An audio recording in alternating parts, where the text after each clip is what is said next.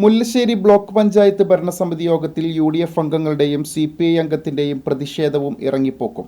Block ഭരണസമിതിയിൽ 2 വനിതകൾക്ക് നൽകിയിരുന്ന കടമുറികൾ ജില്ലാ തദ്ദേശ അദാലത്തിൽ തദ്ദേശ വകുപ്പ് മന്ത്രി തിരികെ നൽകുന്നതിന് നിർദ്ദേശം നൽകിയിട്ടും ഭരണസമിതി കടമുറി ഒഴിപ്പിച്ചെടുക്കാൻ തീരുമാനിച്ചതിലായിരുന്നു പ്രതിഷേധവും ഇറങ്ങിപ്പോക്കും നടന്നത്.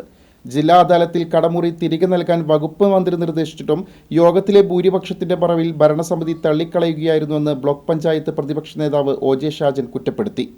ഭരണസമിതിയിലെ ഇടതുപക്ഷ ജനാധിപത്യ മുന്നണിയുടെ ഭരണകക്ഷി അംഗങ്ങൾ ആ തീരുമാനം നടപ്പാക്കേണ്ടതില്ല എന്ന് തീരുമാനിക്കുകയും പ്രസ്തുത കടമുറികൾ ലേലം ചെയ്യാനുമാണ് തീരുമാനമെടുത്തത്.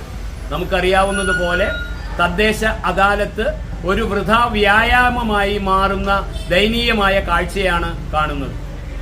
പാവപ്പെട്ടവർ, സാധാരണക്കാർ അവർക്ക് നീതി ലഭിക്കുന്നതിന് വേണ്ടി തൃശൂർ ജില്ലാ തദ്ദേശ അദാലത്തിൽ പങ്കെടുത്തപ്പോൾ അതിനനുസൃതമായി ഒരു തീരുമാനം അദാലത്തിൽ നിന്നുണ്ടായിട്ടും ഇടതുപക്ഷം ഭരിക്കുന്ന മുല്ലശ്ശേരി ബ്ലോക്ക് പഞ്ചായത്ത് ആ തീരുമാനത്തെ തള്ളുന്ന തരത്തിലാണ് ഇന്ന് ഈ ഭരണസമിതി യോഗത്തിൽ ഉണ്ടായത്.